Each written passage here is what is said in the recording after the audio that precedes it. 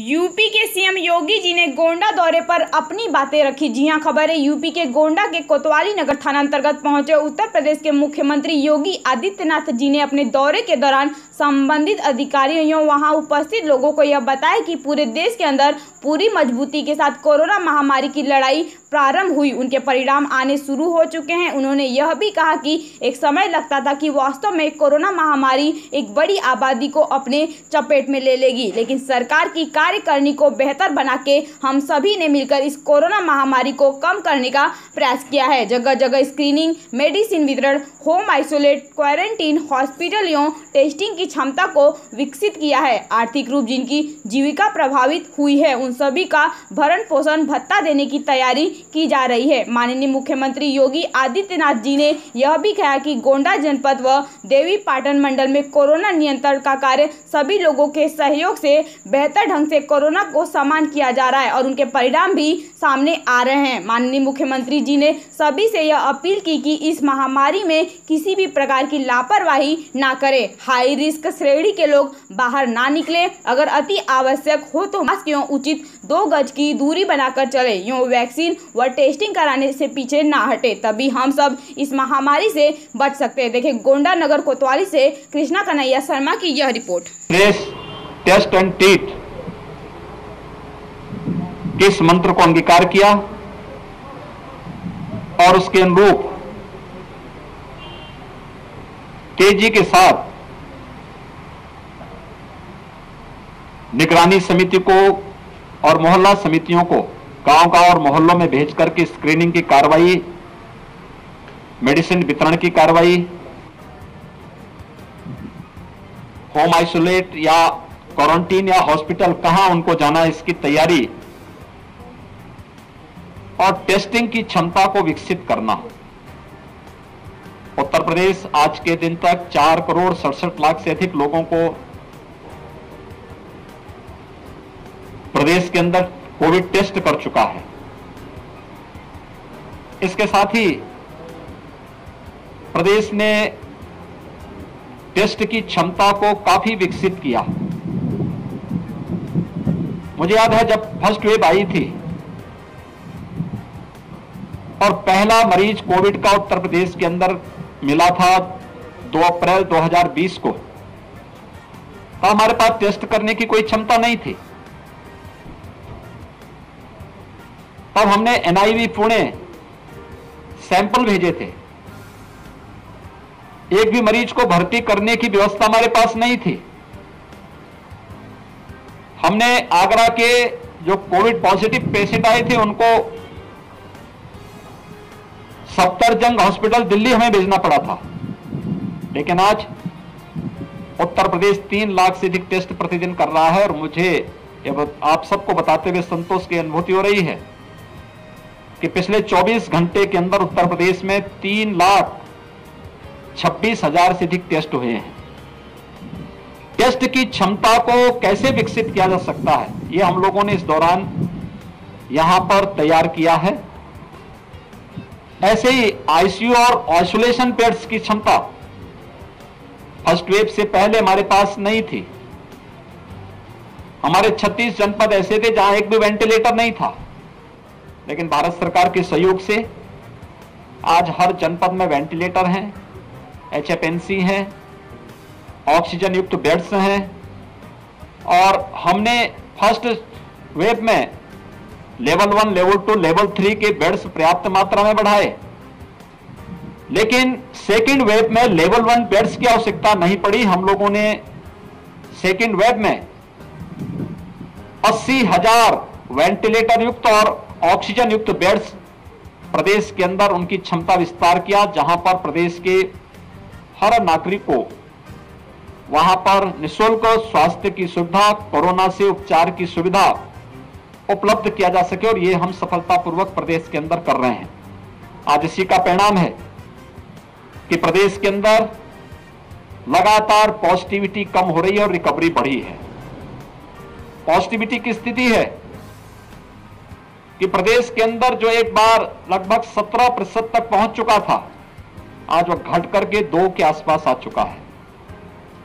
हमारे यहां जो एक्टिव केस 30 अप्रैल को 3,10,000 तक पहुंचे थे और एक दिन में सर्वाधिक केस आए थे वह 24 अप्रैल को 38,000 से अधिक, आज वह घट करके प्रदेश में यानी न्यूनतम स्तर तक लाने में हमें सफलता प्राप्त हो रही है। एक्टिव केस प्रदेश के अंदर अब 3,10,000 से घट करके मात्र 76,000 पे रह गए हैं और एक दिन में आने वाले पॉजिटिव केस जो 38,000 से अधिक आए थे अब वो 3,900 तक सीमित हो चुके हैं। लगातार इसमें गिरावट है, लेकिन इसके लिए बृहद अभियान चलाना पड़ा। अर्ली एंड एग्रेसिव कैंपेन प्रदेश के अंदर गांव-गांव में, कस्बे-कस्बे में स्वच्छता, सैनिटाइजेशन, फॉगिंग के साथ साथ ट्रेस, टेस्ट एंड ट्रीट के इस कार्यक्रम को हम लोगों ने मजबूती के साथ आगे बढ़ाया। आज उसके अपेक्षित परिणाम हमारे सामने हैं। फर्स्ट वेव की तुलना में सेकेंड वेव में संक्रमण अत्यधिक होने के नाते ऑक्सीजन की क्राइसिस एक समय होती हुई दिखाई दी।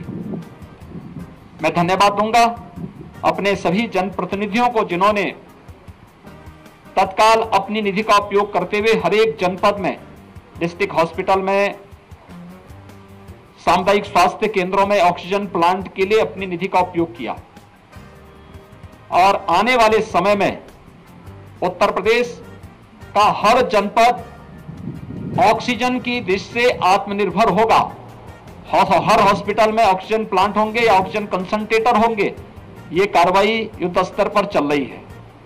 प्रदेश जहां इन सभी कार्रवाई को युद्ध स्तर पर आगे बढ़ा रहा है, वहीं साथ ही साथ हम लोगों ने थर्ड वेव की भी तैयारी अभी से प्रारंभ की है। हर मेडिकल कॉलेज में 100 बेड का पीको और नीको के निर्माण की कार्रवाई अभी से प्रारंभ हो चुकी है।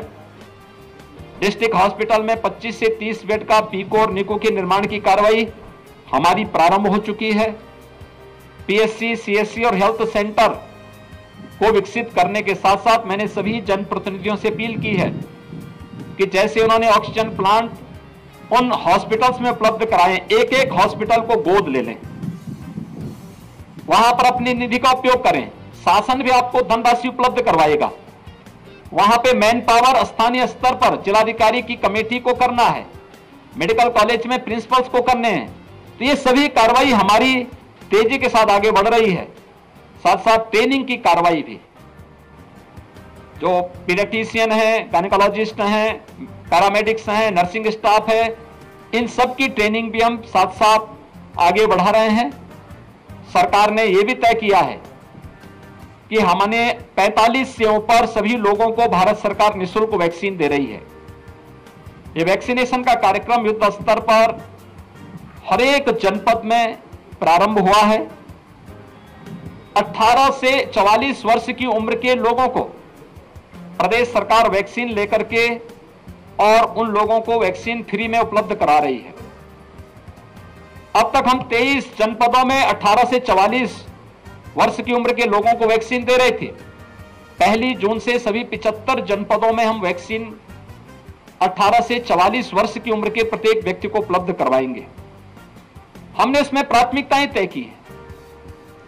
प्राथमिकता थर्ड वेव की आशंका व्यक्त की जा रही है कि थर्ड वेव बच्चों को ज्यादा प्रभावित कर सकती है। प्रदेश सरकार ने तय किया है कि हम थर्ड वेव से पहले 12 वर्ष तक की उम्र के बच्चों के अभिभावकों को अभिभावक स्पेशल बूथ स्थापित करके उन्हें वैक्सीनेट कर लें, उन्हें एक सुरक्षा कवच उपलब्ध कराएं। हर जनपद में न्यायिक अधिकारियों के लिए और मीडिया के लिए भी अलग से बूथ लगे, मीडिया और उनके परिवार के लोगों के लिए भी अलग से बूथ लगे। इसकी भी तैयारी 1 जून से आगे कर दी गई है। हम लोग कोरोना कालखंड में वर्तमान में इस 100 वर्षों की सबसे बड़ी महामारी का सामना कर रहे हैं, तो स्वाभाविक रूप से सरकार को कोरोना कर्फ्यू भी लगाना पड़ा। ये लॉकडाउन नहीं है, कोरोना कर्फ्यू है। लॉकडाउन में सारी गतिविधियां ब्रेक हो जाती हैं।